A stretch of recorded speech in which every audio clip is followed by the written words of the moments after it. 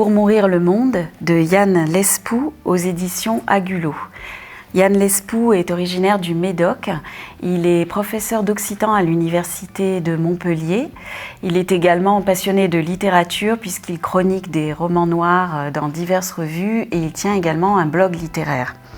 Les éditions Agulot ont été créées en 2016 et elles sont localisées à côté de Bordeaux. Avant d'ouvrir le livre, on est déjà très attiré et intéressé par cette très belle couverture qui reprend donc une carte ancienne dans des tons très beaux, crème et bleu. Et donc on a déjà envie de découvrir l'ouvrage puisque c'est un bel objet. Alors l'histoire est absolument passionnante, elle raconte à travers une espèce d'épopée différents destins qui se croisent et vont finir par converger dans le Portugal, dans l'Empire portugais de l'année 1627. À cette époque-là, l'Empire portugais est un petit peu à son apogée, mais commence également à être menacé par des concurrents, qu'il s'agisse des Anglais ou des Hollandais. Donc on va suivre, comme je l'indiquais, le destin de 3 personnages. Le premier, c'est Marie, une jeune Française qui fuit les autorités dans les marécages de l'arrière-pays du Médoc. On suit également Diogo, qui lui est pris suite à la mort de ses parents dans la guérilla qui oppose les Portugais aux Hollandais à Bahia, à Salvador de Bahia.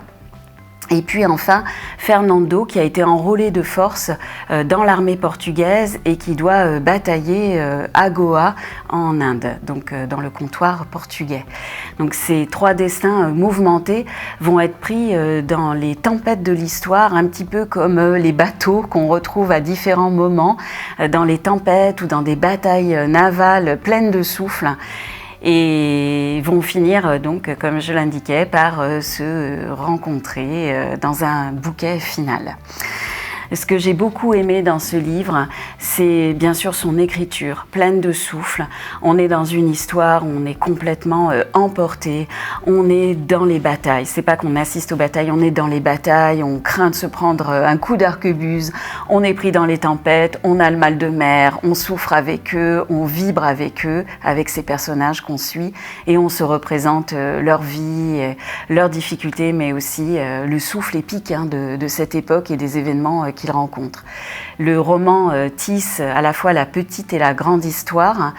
Et il y a toute une métaphore de la nature aussi qui est tour à tour protectrice quand elle permet de se cacher, par exemple, dans les brumes des marécages, mais également très menaçante, évidemment, quand elle renverse par la mer et la tempête ces fragiles bateaux qui sont emportés au fond de l'eau. On a également toute une réflexion, je pense, sur la fragilité des empires, la fragilité finalement de la vie humaine, mais aussi des constructions humaines qui, tout aussi belles, fortes et puissantes qu'elles puissent être, sont un petit peu comme les falaises érodées par la mer et finissent par s'effondrer dans le temps long de l'histoire. Donc c'est vraiment un livre qui a un gros coup de cœur pour moi et dont je recommande chaleureusement la lecture. Si vous voulez être emporté par les embruns et respirer le souffle Héliode et le souffle de l'histoire, n'hésitez pas à ouvrir Pour mourir le monde de Yann Lespoux.